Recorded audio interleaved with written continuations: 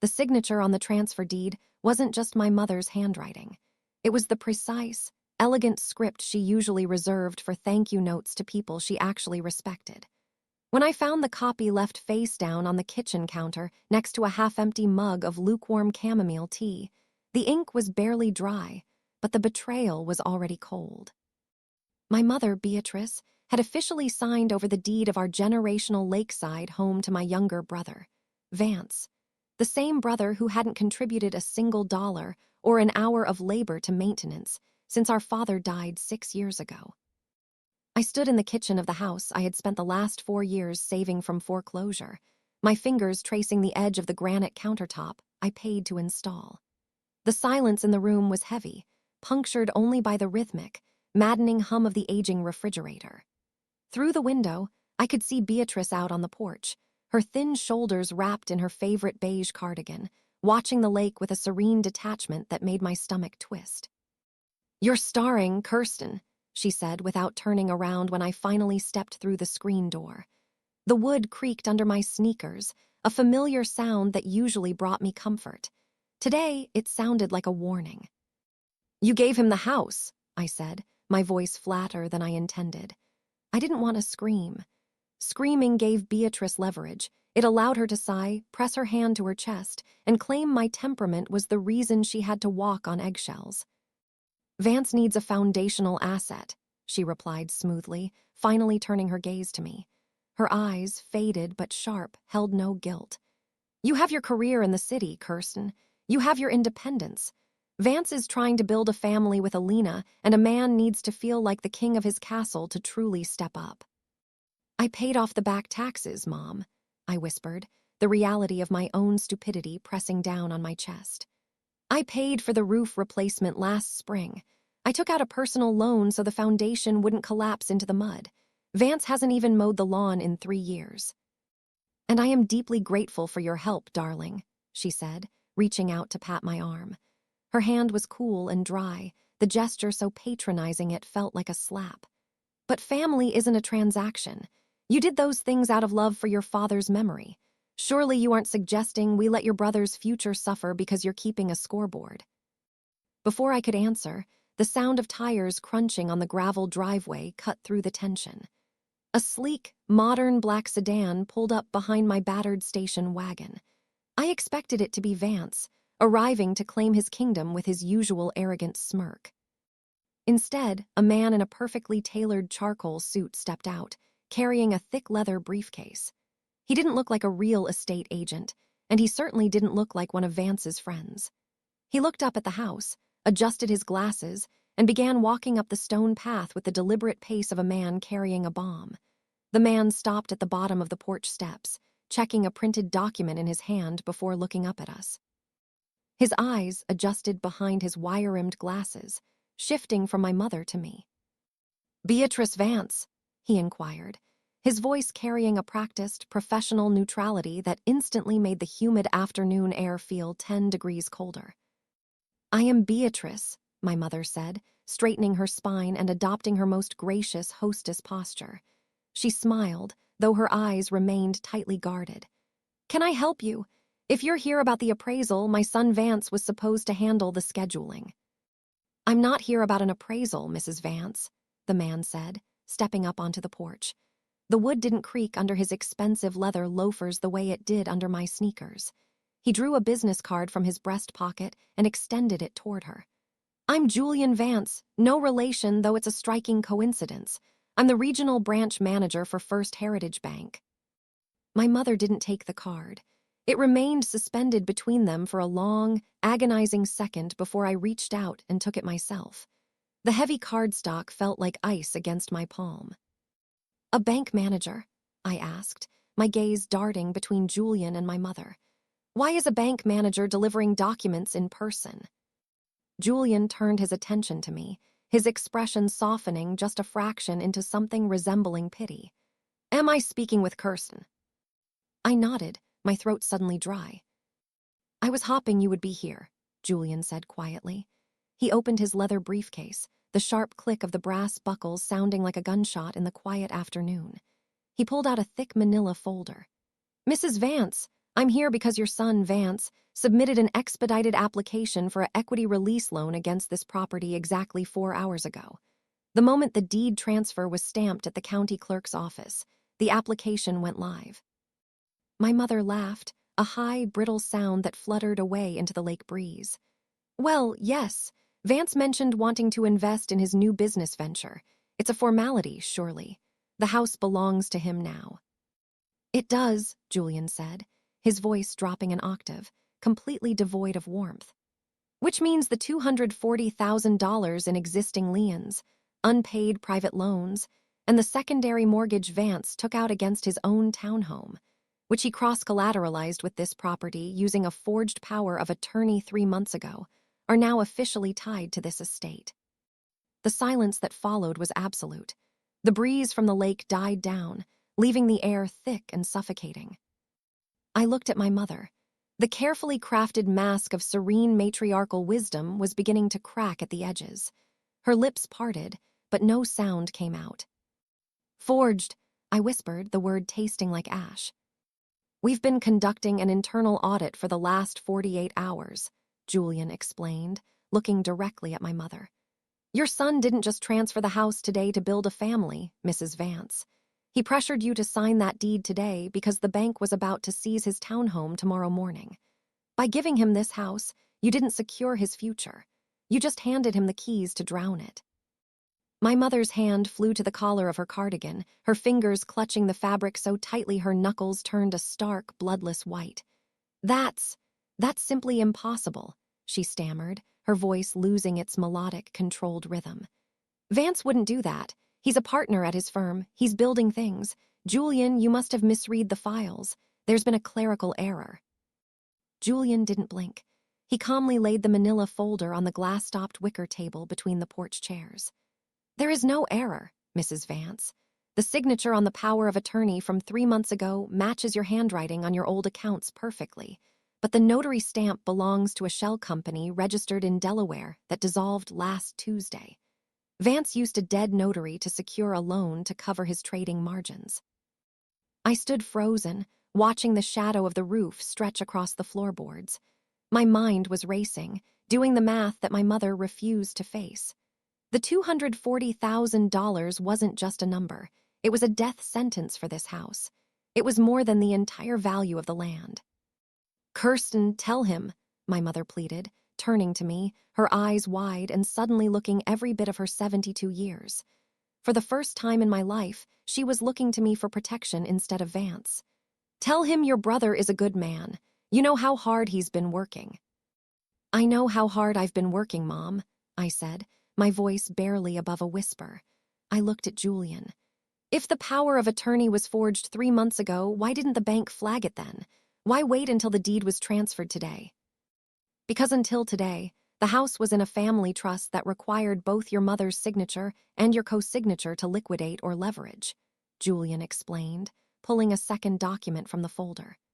Vance knew he couldn't get your consent, so he convinced your mother to dissolve the trust yesterday, move the deed solely into her name, and then sign it over to him today.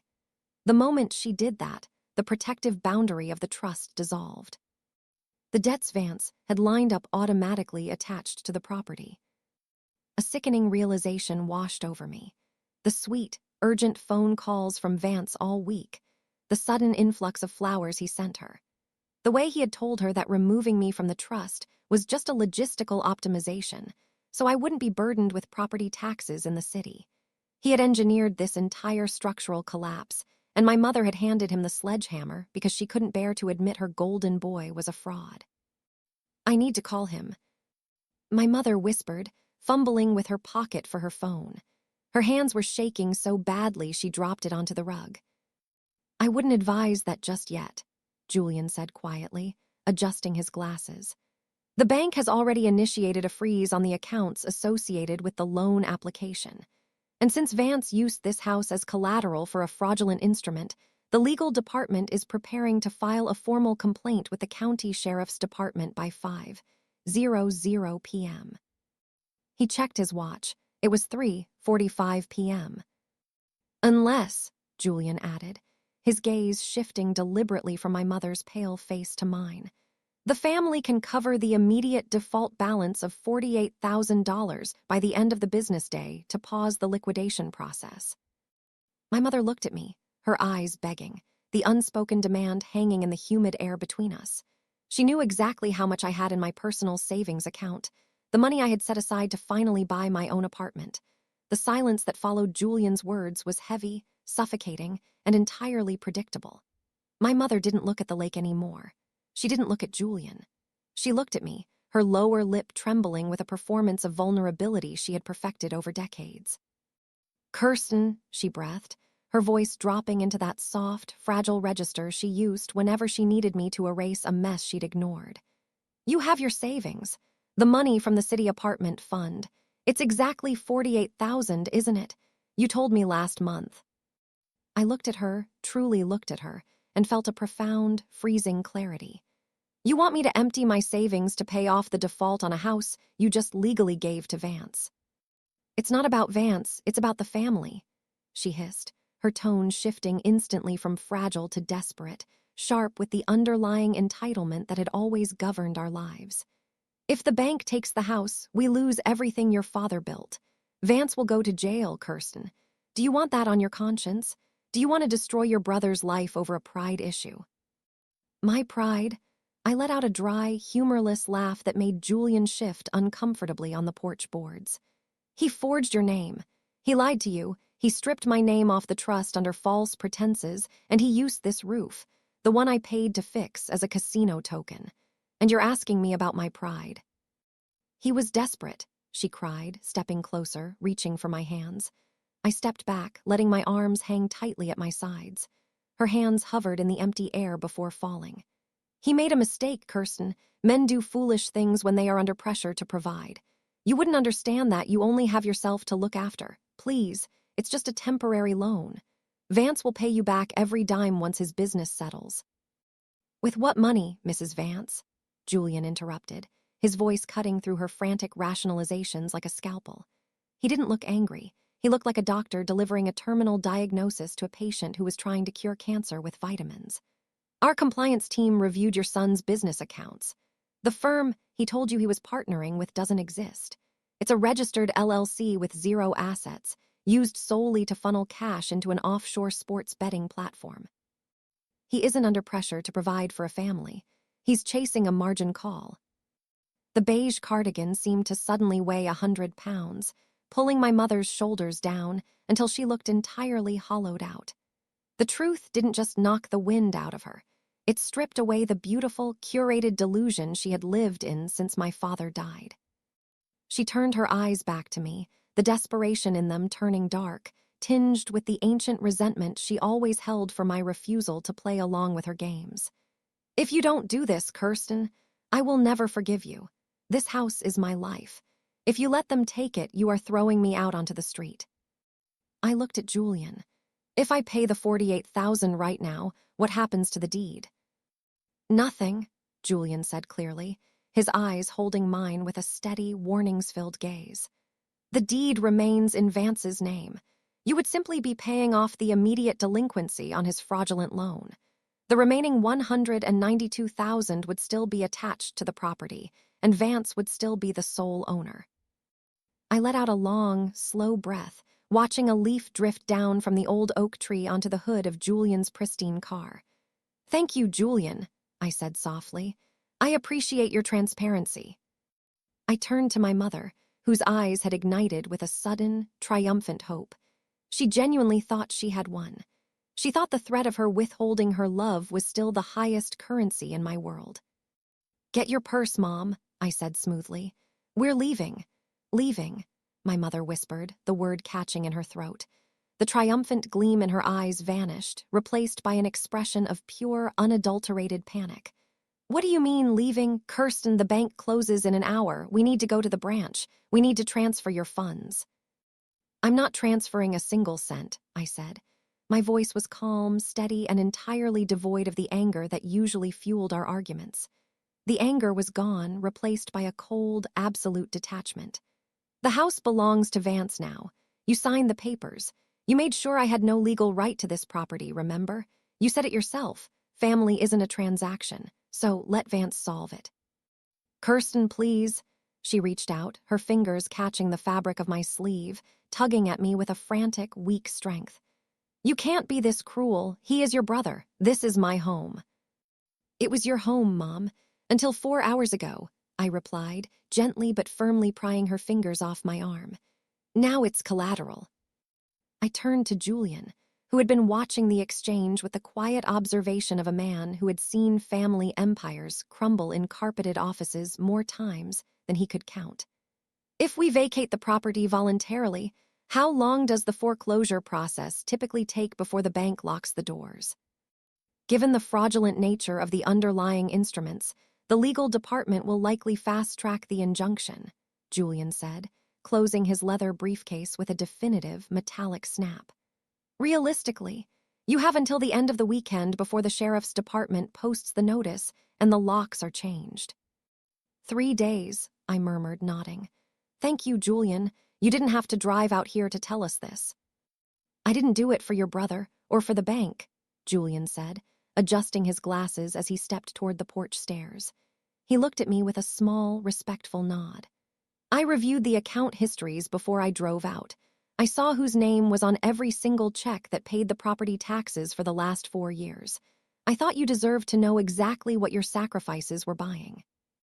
With that, he walked down the stone path, his leather loafers silent against the gravel, leaving us alone with the sound of the lake and the ticking clock of our reality. My mother sank into one of the wicker chairs, her face buried in her hands. The elegant, untouchable Beatrice Vance looked completely broken, reduced to a fragile old woman weeping on a porch that no longer belonged to her. How could you do this? She sobbed into her palms. How can you watch our family destroy itself and feel nothing? I don't feel nothing, Mom, I said, walking toward the screen door. I feel light. For the first time in 6 years, I don't have to worry about whether the roof is leaking, because it's not my roof anymore. I walked into the house, the cool, shaded air of the hallway swallowing me up. The smell of old wood and lavender polish, the scent of my entire childhood, hit me all at once, but it didn't hurt anymore. It just felt like a museum. I went straight to the guest room, pulled my old duffel bag from the closet, and began packing the few clothes I kept here. As I folded a sweater, I heard the gravel driveway crunch again. Another car had arrived. Through the window, I saw Vance's flashy, leased sports car skid to a halt behind Julian's departing sedan. Vance slammed his car door, his face flushed, his tie loosened around his collar. He didn't look like a king arriving at his castle. He looked like a man running out of oxygen. I stood behind the lace curtains of the guest bedroom, watching my brother march up the stone path. Vance's chest was heaving beneath his designer shirt, his eyes darting frantically toward the empty space where Julian's car had just been parked. He looked entirely untethered. The calculated, smooth-talking persona he used to charm our mother had evaporated, leaving behind a desperate 32-year-old boy who had finally run out of places to hide. Where is he? Vance's voice boomed through the open windows as he stormed onto the porch, not even bothering to wipe his shoes. Mom, where is the guy from First Heritage? Did he talk to you? What did he say? I walked out of the bedroom and stood in the hallway, leaning against the doorframe. From here, I could see them through the screen door. My mother hadn't moved from the wicker chair. She slowly lifted her tear-streaked face, looking at her son as if she were seeing a stranger for the very first time. He told us everything, Vance, she said, her voice shaking, though it lacked the fierce anger I expected. It was just hollow. The townhome, the power of attorney, the notary. He said you used this house to cover a casino account. Vance froze, his foot hovering over the threshold. For a fraction of a second, panic flashed across his face, but he quickly covered it with a loud, aggressive scoff. That's absolute garbage. It's a bank bureaucratic mix-up, Mom. They're trying to squeeze us for higher interest rates because of the deed transfer. I'm handling it. Where? Kirsten, did she call them? Is she spinning her usual bitter narrative? He ripped the screen door open and stepped into the house, locking eyes with me immediately. You did this, didn't you? He hissed, pointing a trembling finger at me. You've been waiting for a chance to ruin this for me. You couldn't handle the fact that Mom trusted me with the estate, so you called in some corporate lackey to scare her. I didn't call anyone, Vance, I said quietly, crossing my arms. The bank manager drove out here because you committed felony fraud 4 hours ago, and their compliance department flagged your dead notary. He didn't need my help to find you. You left a paper trail a mile wide. Shut up, Kirsten. You don't know anything about how business works, he shouted, stepping closer, trying to use his height to intimidate me the way he always did when we were younger. Mom, don't listen to her. We just need to bridge the liquidity gap. It's 48 grand. Kirsten has it in her account right now. If she transfers it to my holding LLC by 5 o'clock, the whole audit vaporizes. I'll give her a promissory note. I'll pay her back double by next month. He turned back to our mother, dropping to his knees beside her chair, grabbing her hands just like she had tried to grab mine moments before. Mom, please, you have to make her do it. If she doesn't, they're going to freeze everything. Alina will leave me. I'll lose the firm. You have to protect me. My mother looked down at him, her lips trembling. The silence in the house was suffocating. I watched her eyes wander over his expensive watch, his manicured hands, and then down to the floorboards I had paid to reinforce. She was standing at the edge of the illusion she had spent his entire life building, and the drop was terrifying. Slowly, she looked up from Vance and fixed her eyes on me. The unspoken pressure in the room shifted instantly. She wasn't asking anymore. She was demanding. Kirsten, my mother said, her voice dropping into a hard, unyielding register. The vulnerability was gone, replaced by the terrifying authority of a woman who refused to let her reality shatter. Do the transfer. Now. We will draw up a legal agreement with Vance tonight. He will pay you back with interest. But I will not allow my son's life to be ruined over $48,000. Vance looked up at me from his knees, a smug, oily grin beginning to tug at the corners of his mouth. He thought he had won. He thought our mother's word was still the law of the land. I don't have $48,000, I said flatly. Vance's grin vanished. Don't lie, Kirsten. You boasted about it at Easter. You said you finally saved enough for the down payment on that brick place downtown. I had $48,000, I corrected, walking slowly down the hallway toward them.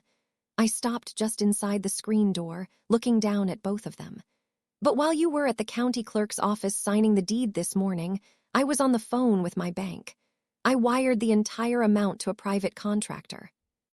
My mother stood up so fast her wicker chair scraped loudly against the floorboards. You did what? On what right? On the right of a woman who is tired of being the only adult in this family, I said, my voice cutting through the humid afternoon air like steel. For the past 4 years, I have been pouring my sweat and my salary into this house to keep it standing for you, Mom.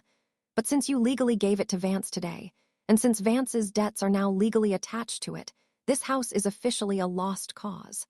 The bank is taking it in 3 days. Kirsten, you idiot, Vance yelled, springing to his feet, his face turning a dangerous shade of crimson. You threw away 48 grand on a contractor when the house is about to be foreclosed. What did you do? Pay for a golden toilet? No, I replied, holding his frantic, angry gaze with absolute calmness. I paid the contractor to fulfill the terms of the structural repair contract I signed 6 months ago. The one that permits them to reclaim and dismantle all newly installed, non-permanent structural materials if the property undergoes a fraudulent transfer or ownership change before the final inspection. Vance blinked, his mouth opening and closing like a fish out of water. What? What does that mean? It means, I said, pointing out toward the gravel driveway where a massive, yellow flatbed truck was just pulling up, that the architectural timber, the premium insulation, the brand-new water filtration system, and the entire high-grade copper wiring grid I paid to install over the last 2 years are currently being uninstalled. I didn't throw my money away, Vance. I bought back my materials. The contractor is going to resell them and refund me 80% of the value. Through the screen door, 3 burly men in heavy work boots stepped out of the truck, carrying toolboxes and crowbars. I looked at my mother, whose face had gone completely gray as she watched the men approach. You wanted to give Vance a foundational asset, Mom, I whispered. But you forgot that I am the foundation, and I'm taking my pieces back. Lead contractor, a broad-shouldered man named Leland who had worked on the roof last spring, stepped onto the porch. He held a clipboard in his thick, calloused hands, his eyes deliberately avoiding my mother and Vance as he looked directly at me. "Afternoon, Kirsten," Leland said, his voice a low, gravelly rumble that seemed to anchor the entire porch. "We brought the flatbed and the recovery team. Per the contract clause for material reclamation on defaulted transfer, we're authorized to begin dismantling the uninspected additions. We'll start with the external filtration grid and the basement copper tracks." "Go right ahead, Leland," I said, my voice steady. "The basement door is unlocked." "You can't do this," Vance roared, lunging toward Leland as if he could physically block the 3-ton truck idling in the driveway. "This is private property. I am the legal owner of this house, and I am ordering you off my land." Leland didn't flinch. He simply raised the clipboard, pointing a thick finger at a highlighted section of the paperwork. "Mr. Vance, this contract was signed by your sister 6 months ago as the primary financial guarantor of the structural updates. Section 4B clearly states that until the final county safety inspection is signed off, which hasn't happened, the materials remain the property of the contractor if a fraudulent title change occurs. Your bank manager actually called our office 20 minutes ago to verify the lien status. We have the legal green light. If you interfere, I call the state police." Vance choked on his next breath, his face twisting into a mask of pure, impotent rage. He looked at the 3 heavyset men currently unloading industrial toolboxes from the flatbed, then looked back at me, realization finally dawning in his eyes. He hadn't just lost the house. He had lost the value he was planning to borrow against. My mother stood paralyzed, watching as the workers walked past her, their heavy boots thudding against the wood. The sounds of heavy tools clinking together echoed through the open hallway. "Kirsten," she whispered, her voice cracked and completely stripped of its usual aristocratic veneer. "Please, stop this. This is the house your father loved. You are tearing it apart." "No, Mom," I said, turning to look her dead in the eye. "Vance tore it apart when he used it as a casino chip. I'm just taking my nails out of the coffin." The sound of an electric saw suddenly screamed to life from the back utility shed, cutting through the heavy summer air. It was followed by the sharp, metallic groan of copper piping being unbolted from the main water line. The house, the beautiful, serene lakeside sanctuary my mother had traded away for her golden boy's ego, was actively being hollowed out. Vance's phone began to vibrate violently in his pocket. He pulled it out, stared at the screen, and his face went entirely white. It was 4:15 p.m. The bank's legal freeze had clearly just hit his accounts. He didn't say a word. He just stumbled backward down the steps, dropping his phone into the gravel as he collapsed against the hood of his sports car, burying his head in his hands. I walked over to the wicker table, picked up my car keys, and slung my duffel bag over my shoulder. "Where are you going?" my mother asked, her eyes wide with a terrifying dependency that made me sick to my stomach. "You can't leave me here like this." "I have a train to catch back to the city," I said, walking past her toward the steps. "You have 3 days before the bank locks the doors, Mom. I suggest you start packing the things that actually belong to you." Gravel crunched beneath my sneakers as I walked down the porch steps, the sound heavy and final. Behind me, the electric saw in the utility shed whined as it bit into another section of the high-grade materials, a mechanical scream that seemed to slice through the remaining fabric of our family dynamic. "Kirsten, don't you dare walk away from me," my mother called out, her voice rising to a shrill, desperate peak she had never used in public. She rushed to the edge of the porch, her hands gripping the white railing. "You are leaving me with nothing. Look at your brother. Look at what you've done to him." I stopped at the edge of the stone path and turned around. Vance was still slumped against his sports car, his fingers knotted in his hair, staring blankly at his phone on the ground. He looked completely defeated, a man who had built his entire life on a foundation of cards, realizing that the wind had finally arrived. "I didn't do anything to him, Mom," I said, my voice cutting cleanly through the noise of the power tools. "Vance did this to himself, and you helped him do it by always pretending his debts were just ambitions and my sacrifices were just duties. I didn't leave you with nothing. You have the exact asset you wanted. You have Vance. The cruelty of the truth hung in the humid air. She looked at Vance, then back at me, and for the first time in my life, she had no retort. The elegant, untouchable Beatrice Vance was trapped in a reality of her own design, left with the golden child who had traded her security for a gambler's high. Leland walked out of the basement access doors, carrying a heavy bundle of copper grounding wires over his shoulder. He caught my eye and gave me a brief, respectful nod. We'll have the internal systems cleared out by tonight, Kirsten. The refund paperwork will hit your email before noon tomorrow. Thank you, Leland, I said. I unlocked the trunk of my station wagon and tossed my duffel bag inside. The leather interior of the old car smelled like dust and stale coffee, a sharp contrast to the pristine, luxury vehicles Vance always insisted on leasing. But this car was completely paid for. It belonged to me. As I climbed into the driver's seat and started the engine, I looked through the rearview mirror. My mother had walked down the steps and was standing next to Vance, her hand hovering over his trembling shoulder, but he didn't look up at her. They were standing together in the driveway of a house that would no longer be theirs by Monday morning, surrounded by the echoes of a crumbling inheritance. I put the car in reverse, backed out of the gravel driveway, and turned onto the main road leading away from the lake. The heavy canopy of oak trees shaded the pavement, creating a long, quiet tunnel of green. With every mile I placed between myself and the house, the suffocating weight in my chest lifted just a little bit more. I didn't know what the city would hold for me now that my savings were fractured, but as the lake disappeared from my mirrors, I realized I had finally bought something money couldn't reach. My freedom. The train ride back to the city was a blur of clicking tracks and gray twilight. By the time I unlocked the door to my cramped, rented apartment, it was nearly midnight. The air inside was stale, smelling faintly of old books and the radiator dust that never quite went away. But as I dropped my duffel bag onto the hardwood floor, a profound wave of relief washed over me. For the first time in my adult life, I didn't feel the phantom weight of a collapsing roof or the invisible pressure of a mother's bottomless expectations. I didn't sleep much that night.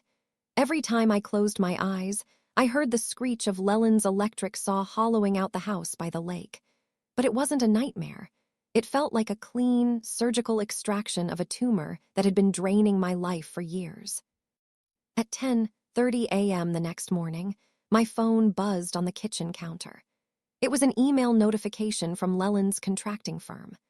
I opened it to find a copy of the finalized material reclamation receipt, along with a bank confirmation for a wire transfer of $38,400, exactly 80% of the funds I had sent them the day before. I stared at the numbers on the screen until the screen went dark. My apartment down payment fund wasn't entirely destroyed. It was bruised heavily, but the core of it was safe in my possession. I had lost $10,000 to dismantle Vance's delusion, and it was the best money I had ever spent. 10 minutes later, my phone rang. The caller ID showed a number I didn't recognize, but the area code was local to the Lake County. "Kirsten Vance?" a woman's voice asked when I answered. She sounded exhausted, her tone sharp with the clinical detachment of a civil servant. "Yes, this is Kirsten. This is Detective Miller with the County Sheriff's Department, Economic Crimes Division. I'm calling regarding an active investigation involving your brother, Vance, and a commercial fraud complaint filed by First Heritage Bank." I sat down at my small dining table, my fingers tightening around the plastic casing of my phone. "I see. Has he been arrested?" "Not yet, but a warrant has been issued for his arrest, along with a temporary restraining order freezing all assets tied to his name and the property on Lakeshore Drive," Detective Miller explained. "We're currently trying to locate your mother, Beatrice Vance. Her phone appears to be switched off, and neighbors reported seeing her loading suitcases into your brother's car early this morning. Do you have any knowledge of their current whereabouts?" I looked out the window of my apartment, watching a flock of pigeons scatter across the gray city skyline. My mother had chosen her side. She had packed her bags to run with the boy who stole her life, still trying to shield him from the gravity of the real world. "No, detective," I said quietly, and for the first time in my life, I wasn't lying to protect them. "I have no idea where they are."